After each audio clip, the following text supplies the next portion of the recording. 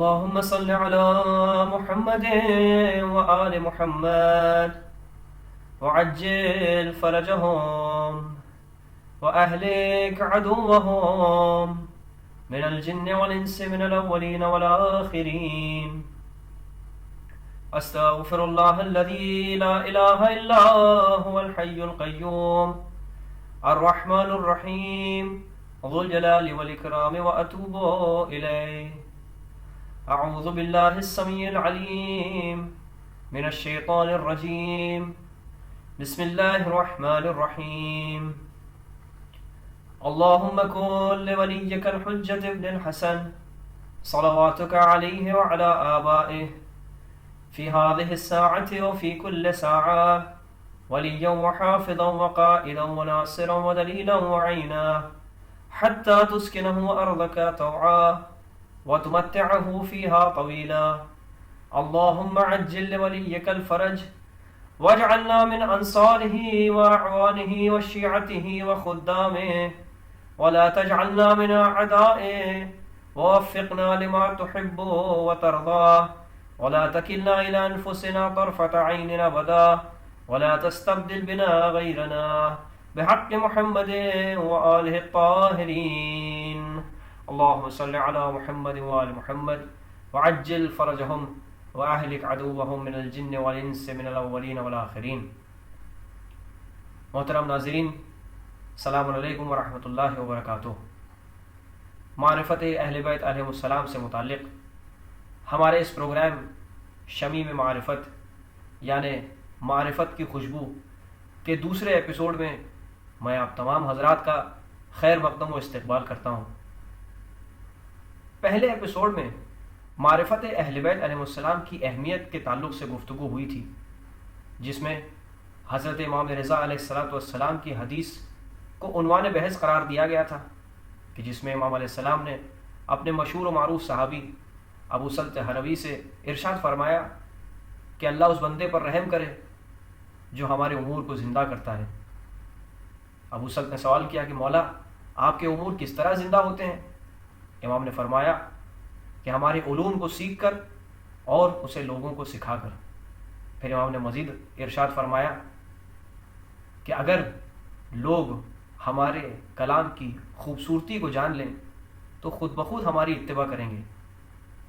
اور اسی کے ساتھ اسی ضمن میں ہم نے یہ بھی دیکھا چھٹے امام جعفر صادق علیہ السلام کی حدیث کی روشنی میں کہ صحیح علم صرف اور صرف اہل بیت علیہ السلام کے در سے ہی حاصل ہو سکتا ہے. اور ہماری ذمہ داری ہے کہ ہم زیادہ سے زیادہ تعلیمات اہل بیت علیہ السلام کو پڑھیں، ان کی حدیثوں کو پڑھیں اور ان کا درایا کریں، یعنی ان حدیثوں کو سمجھیں. اسی سے مربوط ہمارا آج کا موضوع ہے، جو ہے ائمہ اہل بیت علیہ السلام کی طرف رجوع کرنا، ہمارا سب سے اہم دینی فریضہ، جسے خطاب فرمائیں گے محترم ڈاکٹر شبیب رضوی صاحب. آپ حضرات سے گزارش ہے کہ ان کا استقبال ایک بآواز بلند صلوات سے کریں. اللہم صلی علی محمد وآل محمد وعجل فرجهم واہلک عدوهم من الجن والانس من الاولین والآخرین. اعوذ باللہ السمیع العلیم من الشیطان الرجیم. بسم اللہ الرحمن الرحیم. اللہم صلی علی محمد وآل محمد وعجل فرجهم ولعن اعداهم اجمعین. اللہم لعن اول ظالم ظلم حق محمد وآل محمد وآخر تابع له على ذلك اللہم لعنهم جميعا. اللہم کن لولیک الحجة ابن الحسن صلواتک علیہ وعلى آبائه في هذه الساعة وفي كل ساعة وليا وحافظا وقائدا وناصرا ودليلا وعينا حتى تسكنه أرضك طوعا وتمتعه فيها طويلا. اللهم اجعلنا من أنصاره وأعوانه وشيعته وخدامه وأتباعه ولا تجعلنا من أعدائه بحق محمد وآله الطاهرين. أما بعد، فقد قال الله تبارك وتعالى في كتابه المجيد وقوله الحق وهو أصدق القائلين فاسألوا أهل الذكر إن كنتم لا تعلمون. خداوند متعال قرآن کریم میں ارشاد فرما رہا ہے کہ بس تم اہل ذکر سے سوال کرو اگر تم نہیں جانتے ہو۔ اس سے پہلے گفتگو یہ تھی کہ ہم پر کیا واجب ہے محمد اور آل محمد علیہ السلام کے متعلق، یعنی علم حاصل کرنا، معرفت حاصل کرنا، اور اس سلسلے میں بات یہ ہوئی تھی کہ ہم پر واجب ہے کہ ہم محمد اور آل محمد علیہ السلام کے علم کو، یعنی ان کی حدیثوں کو پڑھیں۔ اسی سلسلے کو آگے بڑھاتے ہوئے چند نکات، سم پوائنٹس اس سلسلے میں بہت امپورٹنٹ جو ہے اس کی طرف اشارہ کرتے ہیں تاکہ کچھ اسپیکٹس اس کے کلیئر ہو، کیونکہ بہت سارے لوگ اس سلسلے میں کچھ سوالات اٹھاتے ہیں اور آج کل خاص کر اس میں بہت کوشچنز آتے ہیں، تو ان کوشش یہ کریں کہ ان پوائنٹس کو کلیئر کرتے ہوئے آگے بڑھیں۔ محمد اور آل محمد علیہ السلام کی تعلیمات، یعنی ان کی روایات، ان کی احادیث کے سلسلے میں ایک بہت ہی امپورٹنٹ اسپیکٹ یہ ہے کہ اگر ہم کو ان کی احادیث سمجھ میں نہیں آتی ہے تو ان کا انکار ہمارے لیے جائز نہیں ہے، بلکہ جائز نہیں ہے، یعنی اگر کوئی انکار کرتا ہے صرف کیونکہ اس کے سمجھ میں نہیں آ رہی ہے تو یہ کفر ہے۔ عربی میں ایک کہاوت ہے کہ عدم الوجدان لا يدل على عدم الوجود، یعنی اگر آپ کو کوئی چیز، آپ کسی چیز کو اگر آپ وجدان نہیں کر پا رہے ہیں، یعنی آپ اس کو محسوس نہیں کر پا رہے ہیں، تو اس کا یہ مطلب نہیں کہ وہ چیز موجود نہیں ہے۔ صرف کیونکہ ہم نہیں سمجھ رہے ہیں اس لیے اس کا یہ مطلب نہیں کہ وہ چیز نہیں ہے۔ تو آئیے چند احادیث کا مطالعہ کرتے ہیں آج، اور جیسا کہ بار بار آپ کی خدمت میں عرض کر چکے ہیں کہ جو بھی ہم لوگ انشاءاللہ تعالی اس سیریز میں ڈسکشنز ہوں گے، شمیم معرفت کی سیریز میں، سب آیات اور روایات کی روشنی میں ہوں گے، اور تمام روایات جو ہے محمد اور آل محمد علیہ السلام کے در سے ہوں گی۔ اب جن کو قبول کرنا ہے قبول کرے، جن کو نہیں قبول کرنا ہے وہ نہیں قبول کریں۔ بہرحال جو آج حدیث پڑھنے جا رہے ہیں، پہلی حدیث یہ کتاب کافی میں موجود ہے، کتاب کافی جلد 1 صفحہ نمبر 401 حدیث 1، اور وہ حدیث اس طرح ہے، قال ابو جعفر علیہ السلام، یعنی امام باقر علیہ السلام فرماتے ہیں کہ قال رسول اللہ صلی اللہ علیہ وآلہ، یعنی رسول اللہ سے حدیث نقل کرتے ہیں کہ ان حدیث آل محمد صعب مستصعب، یعنی آل محمد کی حدیثیں بہت سخت ہیں۔ البتہ ظاہر ہے کہ جیسے قرآن کے لیولز ہوتے ہیں انڈرسٹینڈنگ کے، اسی طرح روایات کے بھی ہیں، تو ایک لیول جو ہے وہ صعب مستصعب ہے۔ اب صعب یعنی دونوں کا میننگ، یعنی روٹ جو ہے وہ ایک ہے، صعب یعنی مشکل، مستصعب بھی مشکل، لیکن صعب تھوڑا کم مشکل اور مستصعب یعنی زیادہ مشکل۔ اس کو کس طرح امام نے کس طرح سمجھایا ہے؟ امام کے الفاظ میں آپ سے امام صادق علیہ السلام فرماتے ہیں کہ اما الصعب فهو الذي لم يركب بعد، یعنی صعب وہ حدیث ہے کہ پھر انسان جب دیکھتا ہے تو اس کو یعنی دوسری بار اس پر سوار نہیں ہوتا ہے، یعنی اس حدیث کو پڑھتا نہیں ہے، گھبرا جاتا اس کے لیے، کیونکہ ہضم نہیں کر پاتا، اس لیے تھوڑا اس کے لیے مشکل ہوتی ہے وہ۔ وَأَمَّا الْمُسْتَصْعَبُ فَهُوَ الَّذِي يَهْرَبُ مِنْهُ إِذَا رَآهُ، اور مستصعب جو سخت ہوتی ہے یعنی اس کو دیکھ کر فرار اختیار کرتا ہے جب اس کو دیکھتا ہے کیونکہ سخت ہے۔ بہرحال انکار کی کوئی گنجائش نہیں ہے، اس لیے فرماتے ہیں کہ آل محمد علیہ السلام کی حدیث بہت سخت ہے۔ لا یؤمن بہ، اب یہاں دیکھیں، یہاں امپورٹنٹ چیز ہے کہ ان حدیثوں پر کوئی ایمان نہیں لائے گا سوائے کون؟ الا ملک مقرب، سوائے وہ فرشتہ جو اللہ سے قریب ہے۔ ملک مقرب یعنی وہ فرشتے، 4 فرشتے ہیں، جبرائیل، میکائیل، اسرائیل، اسرافیل، یہ سب اللہ سے قریب فرشتے ہیں، تو سوائے ان کے ایک، او نبی مرسل، یا وہ نبی جس کو اللہ نے بھیجا ہے، او عبد امتحن اللہ قلبہ للایمان، یا وہ بندہ کہ جس کا اللہ نے جس کے دل کا اللہ نے امتحان لیا ہے ایمان کے لیے، یعنی اللہ نے اس کا سخت امتحان لیا اور یہ بندہ اپنے امتحان میں کامیاب اور کامرہ ہوا ہے، یعنی یہ ہیز بین سکسیسفل. اللہ نے اس کا امتحان لیا ایمان، یعنی ایمان کا امتحان لیا گیا. اس کے بعد امام فرماتے دیکھیے یہ سب ٹیسٹ کی باتیں یہ ہیں. فما ورد علیکم من حدیث آل محمد صلوات اللہ علیہ اجمعین، جب تمہارے سامنے کوئی حدیث آئے آل محمد علیہ السلام، کوئی قول آئے، فلانت لہو قلوبہم، اور تمہارا دل اس کے لیے نرم ہو، وعرفتموہ ہو، اور تم اس کو سمجھ بھی رہو، فاقبلوہ، تو تم اسے قبول کر لو. لیکن اگر کوئی ایسی حدیث ہے کہ جس کو دیکھ کر تم گھبرا جاؤ اور تم نہ سمجھ سکو، تو اس کا انکار جائز ہے، خالی کیونکہ ہمارے سمجھ میں نہیں آ رہی اس لیے ہم کہتے ہیں یہ حدیث صحیح نہیں، یہ حدیث غلط ہے.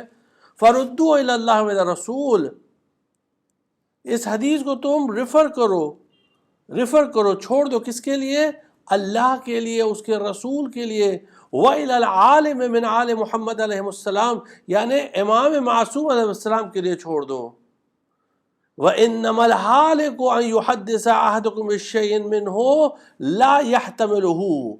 دیکھو تم میں سے کوئی بھی شخص، یہ پوائنٹ امپورٹنٹ ہے، اس کو کی کو سمجھیے گا، کہ تم میں سے کوئی بھی شخص اگر اس کے سامنے کوئی حدیث بیان کی جاتی ہے اور وہ اس کو سمجھ نہیں پاتا ہے، وہ اس کو ہم نہیں کر پاتا ہے، وہ اس کو برداشت نہیں کر پاتا ہے، فَيَقُولُ وَاللَّهِ مَا كَانَ هَذَا، وہ کہتا ہے خدا کی قسم ایسا ہے ہی نہیں، یہ حدیث درست ہے ہی نہیں.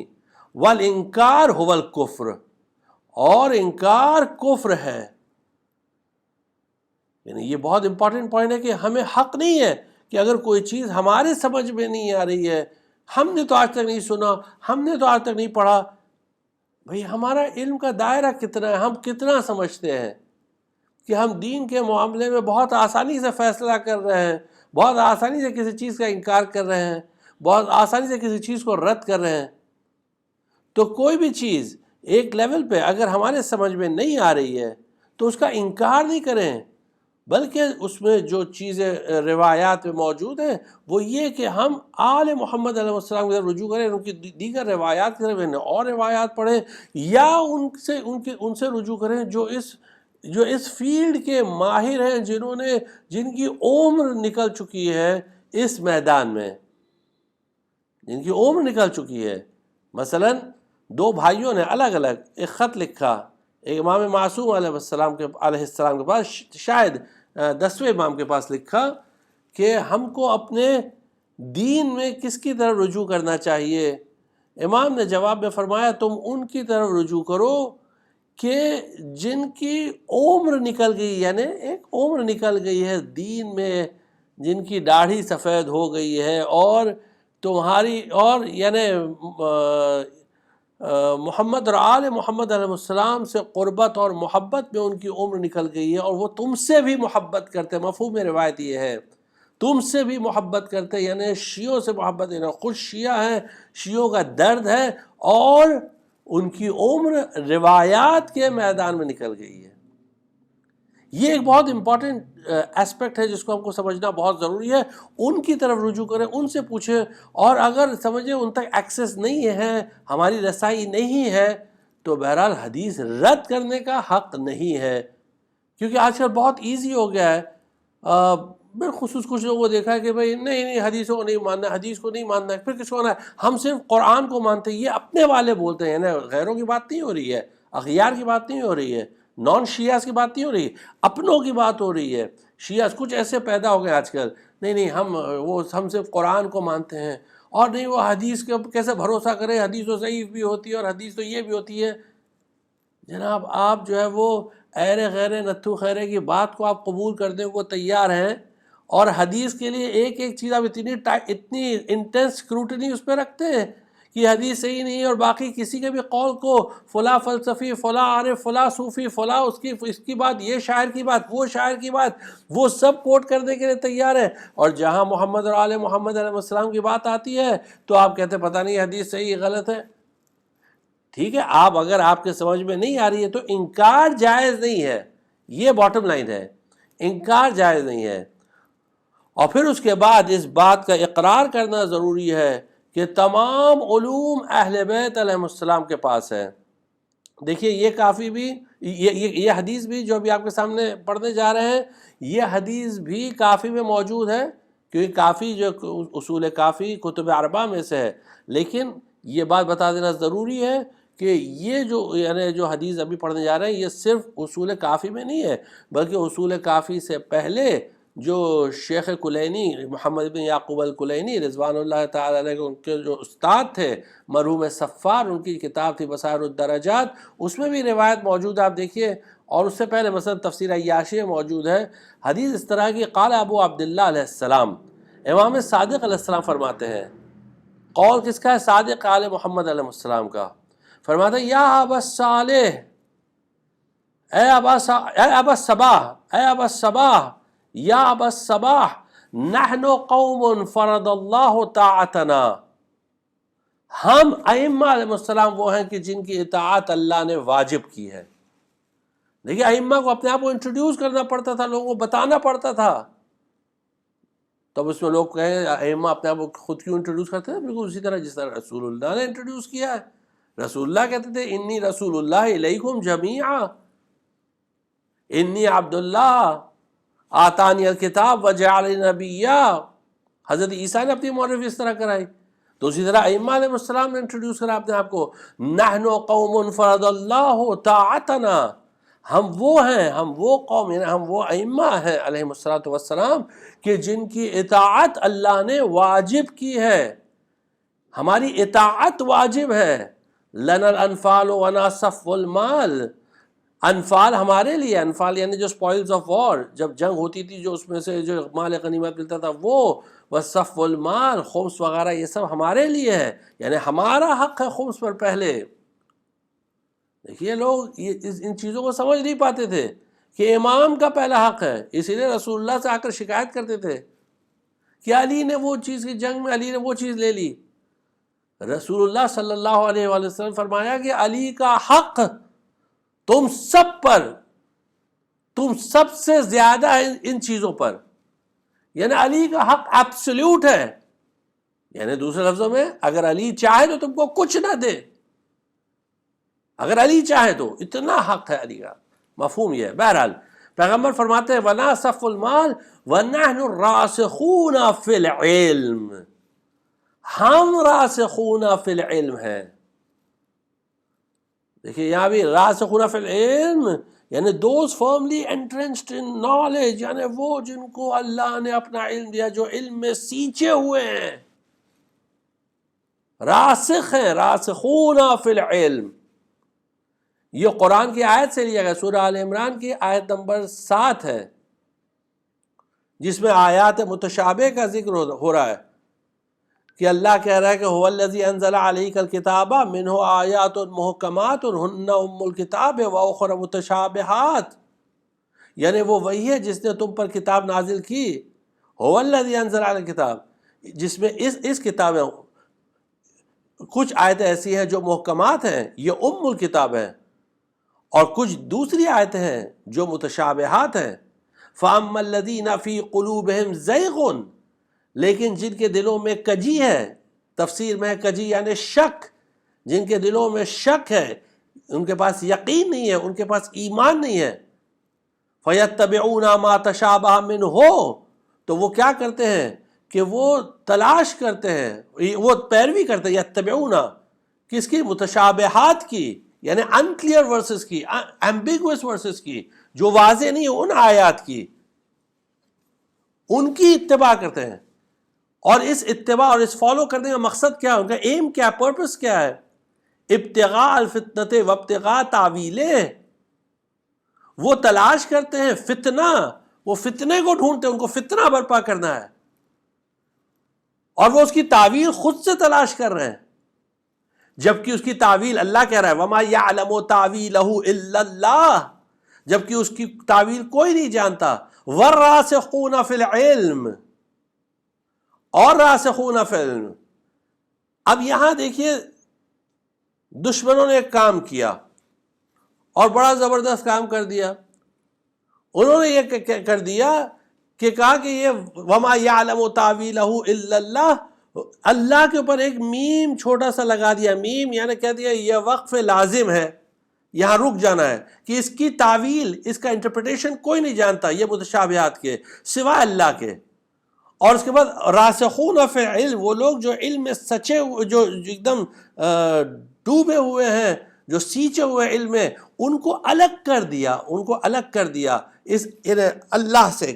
یہ کہہ کہ والراسخون فی العلم، کہا یہ واو عربی میں کہتے ہیں اس کو استیناف، یہ واو استیناف ہے، یعنی یہاں سے ایک نیا جملہ شروع ہو رہا ہے، اثر نو، جملہ اثر نو شروع ہو رہا ہے. اس کو اللہ سے کنیکٹ نہیں کیا کہ کوئی تعویل کو جانتا نہیں سوائے اللہ کے اور راسخون فی العلم. قرآن میں ایسا تھا تو میم لگا دیا، کیونکہ اوریجنل ریولیشن میں تو میم تھا نہیں، تو یہ بعد میں آیا والراسخون فی العلم الذین یقولون، یعنی یہ قرآن کا حصہ نہیں ہے کہ کوئی کہے بھائی قرآن کے تحریف کے قائل. نہیں، قرآن کا حصہ نہیں، یہ قراءت میں لگایا گیا ہے. یہ یاد رکھیے گا، قرآن میں کوئی تبدیلی کی بات نہیں ہو رہی ہے، یہ قرآن میں تبدیلی نہیں، یہ قراءت میں پڑھنے کے انداز کی بات ہو رہی ہے. کوئی مس انڈرسٹینڈنگ نہیں ہونا چاہیے کہ ہم تحریف کی بات کریں. یہ قرآن کا حصہ نہیں ہے، یہ پڑھنے کے انداز میں اس طرح کیا، دشمنوں نے پڑھنے کے انداز میں یہ چینج کیا. اس لیے ریپیٹ کریں تاکہ بات ایک دم کلیئر ہو.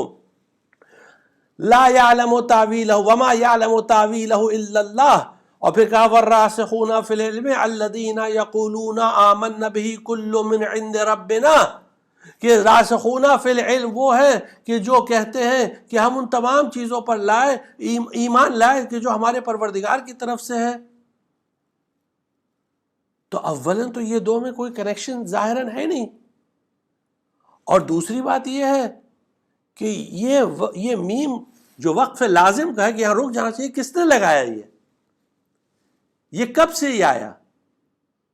یہ دوسری بات. اور تیسری بات یہ ہے کہ جب ہم روایات آل محمد علیہ السلام کی طرف ریفر کرتے ہیں اس کی تفسیر میں، اس آیت کی تفسیر میں، تو ہم یہ دیکھتے ہیں کہ کم سے کم 10 سے لے کے 15 حدیثیں موجود ہیں کہ جس میں جب امام علیہ السلام نے جب اس کی قرات کی ہے، اس کو پڑھا ہے، تو ساتھ میں پڑھا ہے وما یعلم تاویلہ الا اللہ والراسخون فی العلم، اور اس کا امام فرماتے ہیں کہ خدا کی قسم ہم راسخون فی العلم ہیں، ہم وہ ہیں کہ جو علم میں ڈوبے ہوئے، ہم وہ ہیں جو علم میں سچے ہوئے، ہم سیچے ہوئے، ہم اس کی تعویل جانتے ہیں، ہم اس کی تعویل سے واقف ہیں، ہم جانتے ہیں کہ قرآن کی جو متشابہات اس کی تعویل کیا ہے. اور ایک حدیث نہیں ہے، 2 نہیں ہے، بلکہ 10 سے زیادہ حدیثیں اس میں ہیں. جو آخری مطالعہ ہم نے کیا تھا اس میں کم سے کم 19 حدیثیں الگ الگ کتابوں سے ملی تھی، 19 حدیثیں الگ الگ ورڈنگز میں. اب یہ حدیثوں کو چھوڑ کر جو کچھ اپنے لوگ ہیں وہ نہج البلاغہ کی ایک حدیث کو لے کر آتے ہیں جس میں مولا کہتے ہیں کہ راسخون فی العلم وہ ہیں کہ جو اقرار کرتے ہیں کہ ہم نہیں جانتے ہیں، اور اس لیے مثلا وہ اہل بیت نہیں ہے کہ جو اہل بیت جانتے نہیں ہیں قرآن کی تعویل کو. اہل بیت وہ یہ کہتے ہیں کہ اہل بیت قرآن کی تعویل کو نہیں جانتے ہیں. تو اب ان سے سوال یہ ہے کہ اگر اہل بیت قرآن کی تعویل کو نہیں جانتے تو پھر کون جانتا ہے؟ کون ہے جو اس کی تعویل کو جانتا ہے؟ اور اگر کوئی جانتا ہی نہیں ہے اس کی تعویل کو، تو پھر ان آیات کا ہونے کا مقصد کیا ہے؟ What is the point؟ وہ آیات کیوں ہے قرآن میں؟ ان کا فائدہ کیا ہے جب کوئی جانتا ہی نہیں؟ کیا خالی حفظ کے لیے ہے؟ کیا خالی اس لیے کہ بس آدمی رٹ لے ان کو؟ کیا اس لیے قرآن نازل ہوا ہے؟ نہیں، بلکہ متشابہات ہیں، قرآن کا حصہ ہیں، اور ان کو اس لیے رکھا ہے تاکہ لوگوں کو حجت خدا کی ضرورت محسوس ہو، اور حجت خدا یعنی امام وقت کے در پر جائے اور ان سے سوال کرے اور ان سے معلوم کرے، کیونکہ قرآن کا یہ حکم ہے فَاسْأَلُوا أَهْلَ الذِّكْرِ إِن كُنتُمْ لَا تَعْلَمُونَ، اہل ذکر سے سوال کرو اگر تم جانتے ہو. تو امام فرماتے ہیں نحن الراسخون فی العلم، ہم ہیں وہ راسخون فی العلم، ہمارے پاس آؤ. آپ دیکھیے یہاں ایک روایت آپ کی خدمت میں عرض کرتے ہیں کہ یہ روایت ہے اس طرح کہ جابر بن یزید جعفی سے روایت ہے جو امام باقر علیہ السلام کے بہت ہی خاص صحابی ہیں. جابر جعفی بہت ہی مشہور ساتھی امام کے اور زبردست عالم اور فقیہ ہیں. وہ روایت کرتے ہیں کہ میں نے امام باقر علیہ السلام سے ایک آیت کی تفسیر کے بارے میں دریافت کیا. بہت غور سے سنیے گا حدیث کو. ایک آیت کی تفسیر کے بارے میں دریافت کیا. فَأَجَابَنِي، امام نے ایک جواب دیا. میں نے دوبارہ اسی آیت کے بارے میں سوال کیا. امام نے مجھے دوسرا جواب دیا، پہلے جواب سے بالکل مختلف، ایک دم ڈفرینٹ، ٹوٹلی ڈفرینٹ. فَأَجَابَنِي بِجَوَابٍ آخر فَقُلْتُ، میں نے عرض کی، كُنْتَ عَجَبْتَنِي فِي هَذَا الْمَسْأَلَةِ بِجَوَابٍ غَيْرِ هَذَا، آپ نے مجھے اس سے پہلے جب میں نے سوال کیا تھا تو آپ نے کچھ اور جواب دیا تھا، اب کی آپ کچھ اور جواب دے رہے ہیں. پہلے سوال کیا تھا کچھ اور جواب، دوسری بار سوال کیا کچھ اور جواب. اب امام کا جواب سنیے. امام نے فرمایا، یا جابر، اے جابر، ان للقرآن بطنا وَلَهُ زَهْرٌ وَلِلزَّهْرِ زَهْرٌ،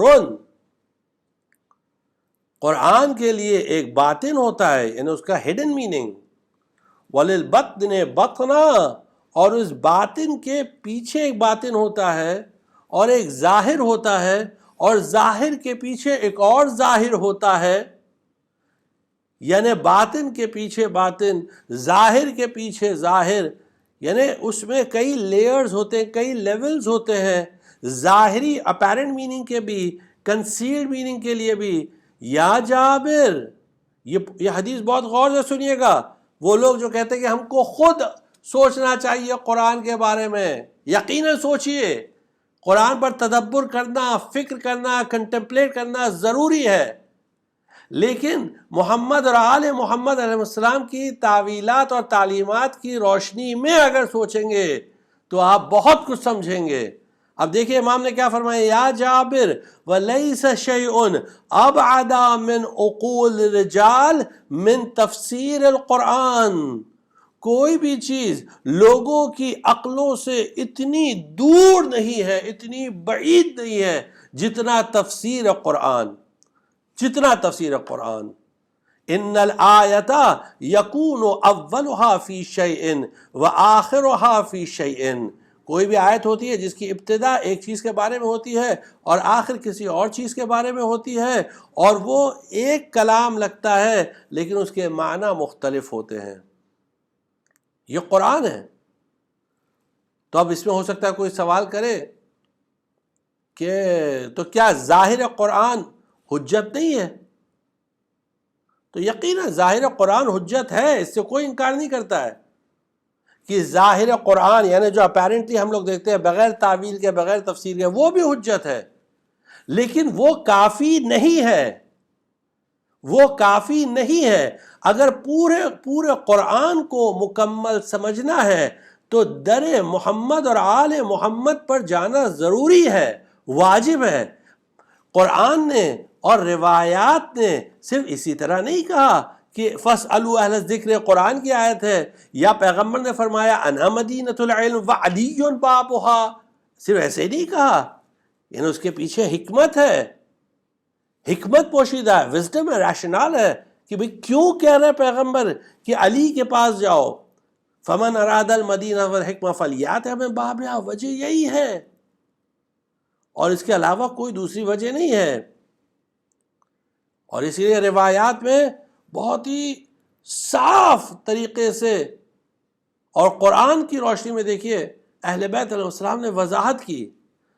امام حسن عسکری علیہ السلام کے ایک خاص صحابی تھے جن کا نام تھا داؤد ابن قاسم الجعفری، ان کی کنیت تھی ابو ہاشم الجعفری. ابو ہاشم الجعفری بہت ہی مشہور صحابی ہیں، 3 اماموں کا انہوں نے زمانہ دیکھا ہے. ابو ہاشم الجعفری، ابو ہاشم الجعفری کہتے ہیں، اور بہت ہی معتبر شخصیت ہے، ثقہ، بہت ہی معتبر، کہتے ہیں میں نے امام حسن عسکری علیہ السلام سے سوال پوچھا قرآن کی اس آیت کے بارے میں. آیت پر غور کریے گا، آیت اس طرح ہے، ثم اورثنا الکتاب، ہم نے کتاب کا وارث بنایا. ثم اورثنا الکتاب، قرآن کا ہم نے وارث بنایا. کس کو وارث بنایا؟ الذین اصطفینا من عبادنا، ہمارے وہ بندے کہ جن کا ہم نے انتخاب کیا.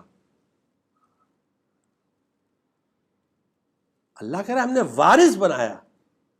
یعنی یہ قرآن کا کوئی وارث ہے، قرآن لا وارث نہیں ہے. آج بھی قرآن کا وارث زندہ ہے اور وہ اللہ کا برگزیدہ ہے.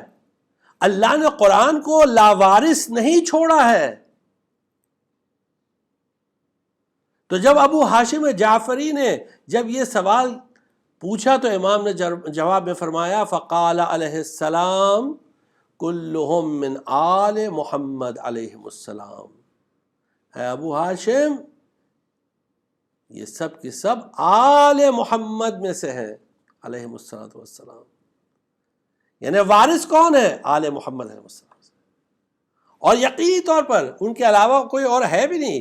اگر آپ بتائیے کہ بھئی ٹھیک ہے آل محمد کو آپ نہیں مانتے، علیہ السلام کو آپ نہیں مانتے نا، آپ بتائیے ریپلیسمنٹ بتائیے، کوئی آپشن بتائیے، کوئی آلٹرنیٹو بتائیے کہ بھئی یہ نہیں ہے یہ ہے، ٹھیک ہے یہ ہے، تو پھر اس پہ گفتگو ہو جائے گی، اس پہ بحث ہو جائے گی. تو ہم تو چاہتے ہیں کہ آپ لے کر آئیے تاکہ ڈسکشن اور ہو، واضح ہو، تب پتہ چل جائے دودھ کا دودھ پانی کا پانی. کیونکہ اگر ہم اپنی طرف سے بولیں گے تو آپ اعتراض کرتے ہیں کہ یہ مثلا توہین کر رہے ہیں، یہ ہمارے بس اس طرح بتا رہے ہیں. اگر ہم خود اپنی طرف سے بولتے ہیں، لہٰذا آپ خود لے کر آئیے تاکہ ہم آپ کی کتابوں سے بتائیں کہ بھائی کون کیا تھا یا آج کون کیا ہے. تو جب امام نے فرمایا کہ وارث قرآن ہم ہیں تو ابو ہاشم جعفری شیعہ تھے، محبت کرتے تھے اہل بیت سے. کہتے ہیں فدمعت عینی، میری آنکھوں سے آنسو جاری ہو گئے. وجعلت افکر فی نفسی فی عظم ما اوتی آل محمد علی محمد وعلیہ السلام. اور میں دل میں یہ سوچنے لگا کہ اللہ نے کتنا کرم کیا ہے محمد اور آل محمد پر، کتنی چیزیں انہیں عطا کی ہیں، کیا فضل ہے اللہ کا ان پر کہ ان کو قرآن کا وارث بنائے. یہ سوچ کر میری آنکھوں سے آنسو جاری ہوئے. فنظر الی ابو محمد علیہ السلام، امام حسن عسکری علیہ السلام نے میری طرف دیکھا. فقال علیہ السلام، اور فرمایا الامر اعظم مما حدثتک نفسک من عظم شان آل محمد علیہ السلام. اے ابو ہاشم، تمہارے دل میں جو خیال آ رہا ہے نا کہ ہماری کتنی عظیم شان ہے، نہیں، تم تو جانتے بھی نہیں کیا ہماری شان ہے. جو تمہارے ذہن میں جو خیال آ رہا ہے، ہمارا مرتبہ اس سے کئی گنا بڑا ہے، ہماری شان اس سے بہت زیادہ ہے. تمہارے ذہن میں وہ چیز آ نہیں سکتی ہے. اللہ نے کیا کرم ہم پر کیا ہے. فحمد اللہ، تو اللہ کی حمد کرو، اللہ کا شکر ادا کرو کہ اللہ نے تم کو ہمارا شیعہ بنایا. فقد جعلت متمسکا بحبلہم، فقد جعلت، تمہیں بنایا گیا ہے متمسکا بحبلہم، کہ تم اللہ کی رسی سے تمسک کر رہے ہو. تم اللہ کی رسی سے تمسک کر رہے ہو. جو اللہ کی روپ ہے، جو اللہ کی رسی ہے، اس سے تم تمسک کر رہے ہو تو اللہ کا شکر ادا کرو. یعنی یہ امام ہم سے بھی خطاب کر رہے ہیں. ہم سب کو اللہ کا شکر ادا کرنا چاہیے کہ اللہ نے ہم کو محمد اور آل محمد علیہ السلام کے در پر لا کر کھڑا کیا. ورنہ ہماری خود کیا بساط تھی کہ ہم اس در پر آتے، توفیق کہاں ہوتی ہے. تو اللہ نے مدد کی کہ ہم آئے. یہ اللہ کا شکر ہے، یہ اللہ کا احسان ہے. الحمدللہ الذی جعلنا من المتمسکین بولایت محمد وآل محمد، بولایت علی بن ابی طالب علیہ السلام. ساری تعریف اس اللہ کے لیے ہے کہ جس نے ہم کو علی بن ابی طالب کی ولایت سے متمسک کیا کہ ہم مضبوطی سے اس ولایت کو پکڑے. یہ احسان ہے پروردگار کا. خدا کی قسم، سب سے بڑا احسان ہے اللہ کا. اگر وہ یہ احسان نہ کرتا تو پتہ نہیں ہم بھی یہاں وہاں ہم سب بھٹکتے رہتے. یہ اس کا کرم ہے, ہم کو شکر ادا کرنا چاہیے. اسی لیے روایات میں ملتا ہے کہ جب تم ہماری محبت کو اپنے دل میں محسوس کرو تو اپنی ماں کے لیے دعا کرو کہ تمہاری ماں نے خیانت نہیں کی. شکر ادا کرو اپنی ماں کا. جعلت متمسکا بحبلہم تدعى یوم القیامہ, بہم قیامت کے دن تم کو محمد اور آل محمد علیہ السلام کے ساتھ بلایا جائے گا, ان کے ساتھ پکارا جائے گا. اذا دعی کل اناس بامامہم, جب دوسروں کو ان کے امام کے ساتھ بلایا جائے گا, وہ اپنے امام کے ساتھ آئیں گے, تم کو تمہارے امام کے ساتھ بلایا جائے گا. یا ابا ہاشم فابشر یا ابا ہاشم, یہ بشارت لے لو اے ابو ہاشم, اے ابو ہاشم جعفری یہ بشارت لے لو, فإنک علی خیر, یقیناً تم خیر پر ہو. تو دیکھیے واضح ہے کہ قرآن کا وارث, یعنی جب وارث ہوتا ہے آدمی اور مکمل اور تنہا وارث ہوتا ہے, یعنی جتنی میراث ہے سب اس کو ملتی ہے.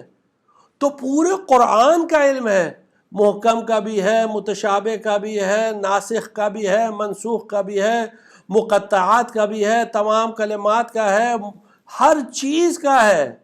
یعنی قرآن کے جو مختلف علوم ہیں, جو ماہ رمضان میں جو ویبینار ہوا تھا اس میں مختلف علوم پر بحث کی گئی تھی, اس کو آپ دیکھ سکتے ہیں, اس کے ویڈیوز موجود ہیں. تو جو مختلف علوم ہیں وہ سارے علوم کے عالم آل محمد علیہ السلام ہیں. اب پھر اس حدیث کی طرف چلتے ہیں جس کا وہ حوالہ دیتے ہیں کہ مولا کائنات نہج البلاغہ میں فرماتے ہیں کہ ہم کو علم نہیں ہے, یا اس طرح یعنی اشارہ, یعنی صرف آپ ایک حدیث کوٹ کریں نہج البلاغہ سے, آپ کو بتایا کہ 19 حدیث تقریباً ہے, 10 سے زیادہ حدیث ہے, لیکن 19 تو خود ہم نے اس کو نوٹ کیے, 19 حدیثیں کہ جس میں اہل بیت علیہ السلام فرماتے ہیں کہ ہم راسخون فی العلم ہیں. اس کے علاوہ یہ جو نہج البلاغہ جو خطبہ ہے نا, اس کو اچھی طرح سمجھ لیجئے گا. اس کے علاوہ اور بھی ایسے جملے ہیں, قرآن کی آیتیں بھی ہیں کہ جس میں یہ بتایا کہ علم غیب صرف اللہ کے لیے. تو کیا مطلب اپنے انبیاء کو علم غیب نہیں دیا؟ دیا ہے, خود قرآن نے کہا ہے. حضرت عیسیٰ نے کہا کہ میرے پاس علم غیب ہے, پیغمبر کے پاس علم غیب تھا, دوسرے نبیوں کے پاس علم غیب تھا, قرآن نے ذکر کیا ہے. تو پھر اس آیت کا مطلب کیا ہے کہ علم غیب صرف اللہ کے پاس ہے. مثلا جو سورہ انعام کی آیت ہے جو آپ پڑھتے ہیں نماز غفلہ میں, وَعِندَهُ مَفَاتِحُ الْغَيْبِ لَا يَعْلَمُهَا إِلَّا هُوَ, اور غیب کی چابیاں, غیب کی کنجیاں اس کے پاس ہیں اور کوئی نہیں جانتا, لا يعلمها الا هو, سوا اس کے, یعنی اللہ کے علاوہ کوئی نہیں جانتا غیب کو. ان مفاتیح سے کوئی واقف نہیں ہے. تو کیا پیغمبر نہیں جانتے تھے علم غیب؟ کیا دیگر انبیاء اور مرسلین نہیں جانتے تھے؟ تو پھر اس آیت کا مطلب کیا ہے؟ اس کا مطلب یہ ہے کہ جہاں بھی اس طرح کی باتیں ہوئی ہیں, نہ صرف یہ بلکہ دوسرے کمالات بھی, جس کی ایک مثال آپ کی خدمت میں بھی عرض کرتے ہیں. تو اس سے مراد وہ ہے کہ ذاتاً و اصالتاً تمام کمالات کا مالک اللہ ہے. جتنے کمالات ہیں سب کا ذاتاً و اصالتاً, اور اللہ نے اپنے فضل سے اپنے انبیاء کو, اپنے مرسلین کو اور ائمہ معصومین علیہ السلام کو یہ کمالات عطا کیے ہیں, اور اللہ کی عطا پر وہ مالک ہوئے ہیں. اس لیے اہل بیت علیہ السلام بھی ہمیشہ جب بھی اپنے کمالات کا ذکر کرتے تھے تو ساتھ میں یہ کہتے تھے کہ یہ اللہ کی وجہ سے ہے. وہ اللہ کا احسان مانتے تھے, اللہ کا شکر ادا کرتے تھے. یہ ایسے ہی نہیں ہے. اس کا مطلب آپ آدھی چیز کو لے کر اور اس پر ایک عقیدہ قائم کر لیں, اور وہ بھی آپ اہل بیت کے ماننے والے ہیں اور اس کے بعد یہ عقیدہ رکھ رہے ہیں. یا تو پھر آپ چھوڑ دیجئے اہل بیت کو, آپ کہیے بھئی ہم نہیں مانتے ہیں, ہم ان کی گروپ میں جو کہتے ہیں حسبنا کتاب اللہ, کہ ہمارے لیے اللہ کی کتاب کافی ہے. ٹھیک ہے, آپ ادھر چلے جائیے, کوئی مسئلہ نہیں ہے. ایٹ لیسٹ اپنے موقف کو کلیئر تو کریے کہ دونوں طرف رہنا چاہتے ہیں. نہیں, اگر اس طرف ہیں تو ہمیں یقین کے ساتھ کہنا پڑے گا کہ ہم اہل بیت علیہ السلام کے ماننے والے ہیں, اور یہ عقیدہ ہے کہ ان کے پاس علم غیب تھا. اب دیکھیے دوسرے کمال کا جو ذکر کیا وہ یہ ہے کہ قرآن کریم میں جب عزت کا ذکر ہوتا ہے تو ایک آیت میں اللہ تعالیٰ فرما رہا ہے کہ ان العزت للہ جمیعا، جتنی عزت ہے صرف اللہ کے لیے ہے، یعنی بقیہ سب لوگ ذلیل ہیں، کسی کا عزت ہے ہی نہیں. تو کیا ایسا مطلب دوسروں کا عزت ہے نہیں؟ ہے. اور قرآن نے ہی کہا ہے دوسری آیت میں، قرآن کہتا ہے کہ عزت اللہ کے لیے ہے، یہ قرآن کی آیت ہے، اور اس کے رسول کے لیے ہے، اور مومنین کے لیے ہے.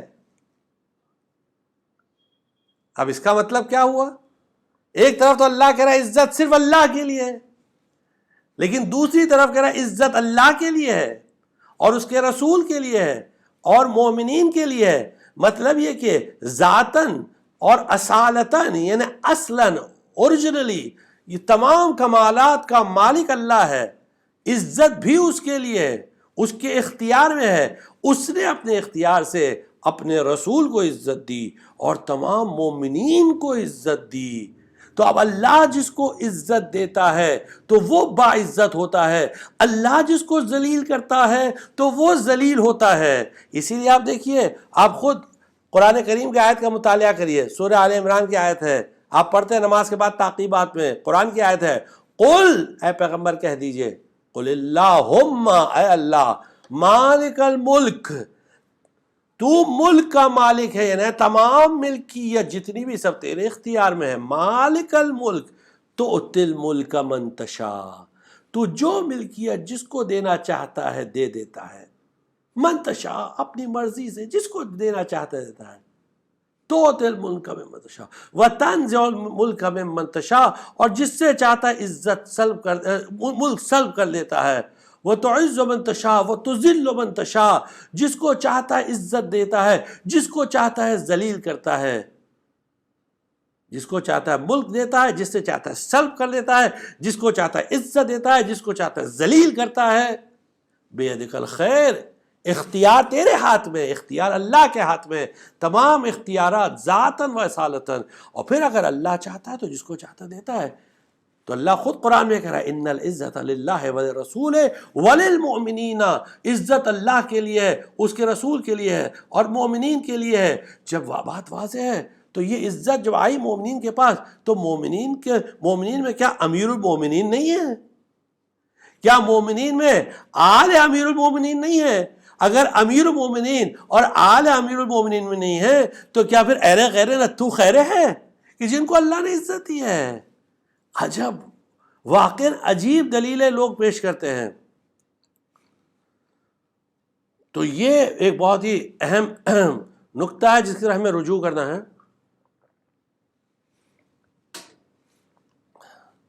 بس آخری حدیث آج کی کہ جس میں امام صادق علیہ السلام فرماتے ہیں، اور یہ حدیث بھی کافی شریف میں موجود ہے، کتاب کافی اور جلد 2 ہے، صفحہ نمبر 398 ہے، حدیث نمبر 5 ہے. امام فرماتے ہیں، حدیث عمیرہ سے ہے.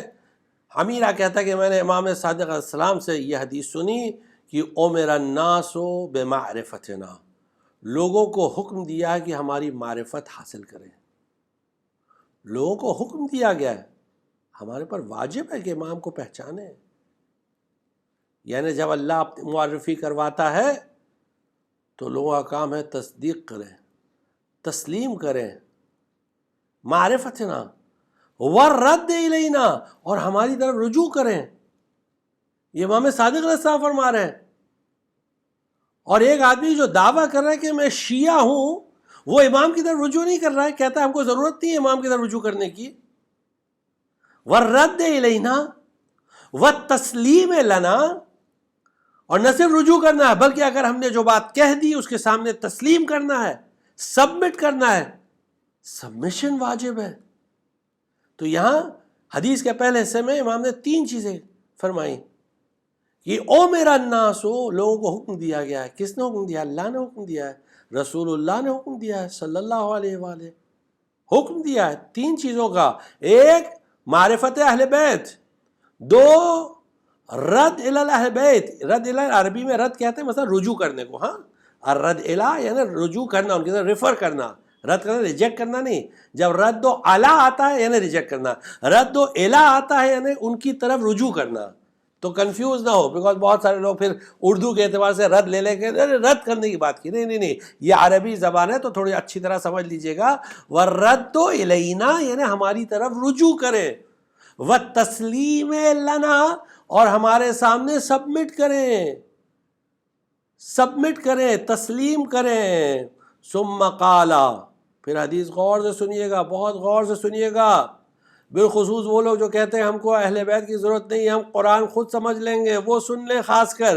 وَإِن صَامُوا وَصَلُّوا وَشَهِدُوا أَن لَّا إِلَٰهَ إِلَّا اللَّهُ، اگر وہ روزہ بھی رکھیں اور نماز بھی پڑھیں اور گواہی بھی دیں توحید کی کہ اللہ کے علاوہ کوئی خدا نہیں ہے، لیکن دل میں یہ خیال کریں وَجَعَلُوا فِي أَنفُسِهِمْ یعنی ان کے صرف دل میں یہ بات ہے، ظاہر بھی نہیں کر رہے، صرف دل میں یہ بات ہے، اللہ يُرَدُّ إِلَيْنَا کہ وہ ہماری طرف رجوع نہیں کریں گے، ہم کو ریفر نہیں کریں گے.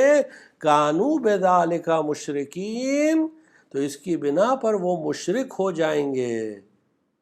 کیوں مشرک ہو جائیں گے؟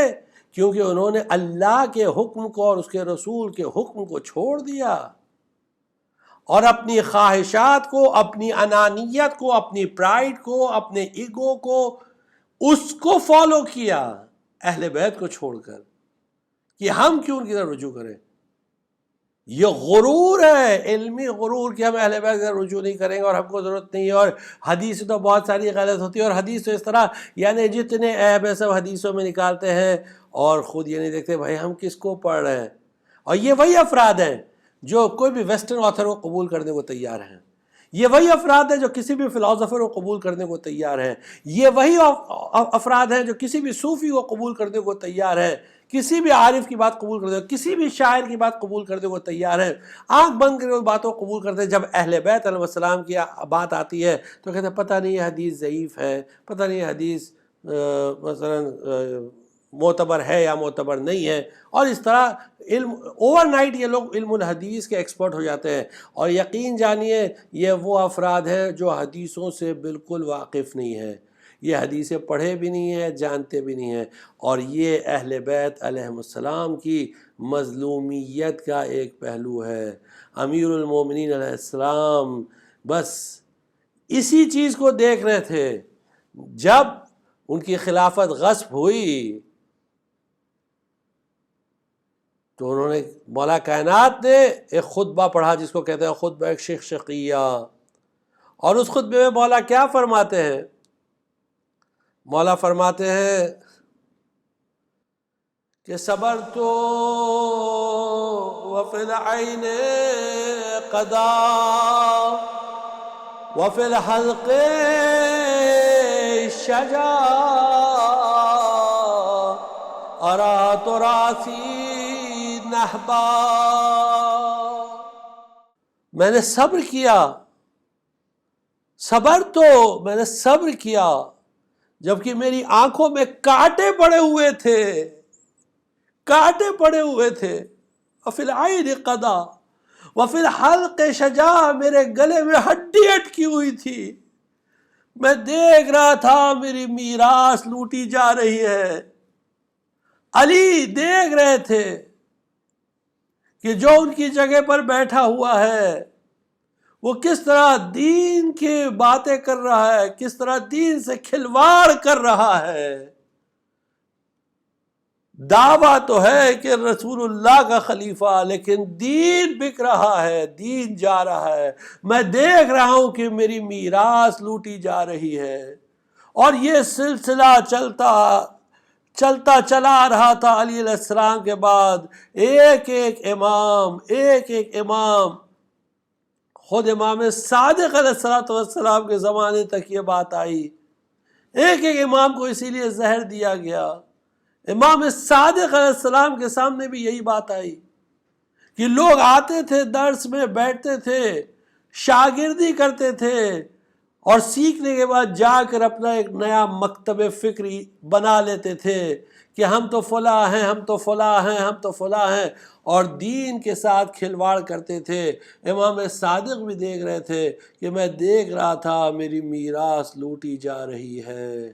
بس انشاءاللہ دعا کرتے ہیں کہ جب وارث آل محمد علیہ السلام ظہور فرمائے تو وہ حقیقی علوم آل محمد علیہ السلام کو دنیا میں رائج کرے، اور دنیا کو عدل و انصاف سے اس طرح بھر دے جس طرح وہ ظلم و جور سے بھری ہوگی۔ وآخر دعوانا ان الحمد للہ رب العالمین۔ ہم بہت شکر گزار ہیں محترم ڈاکٹر شبیب رضوی صاحب کے، اور آپ تمام حضرات کے شکر گزار ہیں کہ آپ نے اپنی دعاؤں کے ذریعے اور اپنے سوالات کے ذریعے اس پروگرام میں دلچسپی دکھائی اور ہمارے ساتھ شامل ہوئے۔ لیکن ایک گزارش میں آپ حضرات سے کرنا چاہتا ہوں، اور وہ یہ ہے کہ آپ کا سوال موضوع سے متعلق ہونا چاہیے، آپ کا سوال گفتگو سے متعلق ہونا چاہیے، یعنی دوران گفتگو اگر کوئی بات پیش کی گئی ہو، کوئی حدیث بیان کی گئی ہو، اس سے متعلق اگر آپ کوئی سوال کرنا چاہیں تو بے شک کر سکتے ہیں۔ اور تیسری اہم بات یہ کہ آپ کا سوال کسی بھی شخصیت، بالخصوص کسی شیعہ شخصیت کے بارے میں نہ ہو۔ ان تین باتوں کو مد نظر رکھیں اور اپنے سوالات دا اسٹرانگ روک کے واٹس ایپ نمبر جو ہے +91 8070 151412 پر بھیجتے رہیں۔ آپ اپنے سوالات وائس میسج کے ذریعے بھی بھیج سکتے ہیں اور ٹیکسٹ میسج کے ذریعے بھی اپنے سوال آپ بھیج سکتے ہیں۔ اسی کے ساتھ آپ سے اجازت چاہتے ہیں۔ اگلے سنیچر، اگلے سیٹرڈے ہندوستان کے 10 بجے شب میں ہم پھر حاضر ہوں گے انشاءاللہ شمیم معرفت کے تیسرے ایپیسوڈ کے ساتھ۔ وآخر دعوانا ان الحمد للہ رب العالمین۔ بسم اللہ الرحمن الرحیم۔ اللہم کل ولیک الحجۃ ابن الحسن صلواتک علیہ وعلی آبائہ فی هذه الساعة وفی کل ساعة ولیا وحافظا وقائدا وناصرا ودلیلا وعینا حتى تسکنه ارضک طوعا وتمتعه فيها طویلا۔ رب صل علی محمد وآل محمد وعجل فرجهم والعن اعداء اجمعین۔ ناظرین، التماس دعا فی امان اللہ۔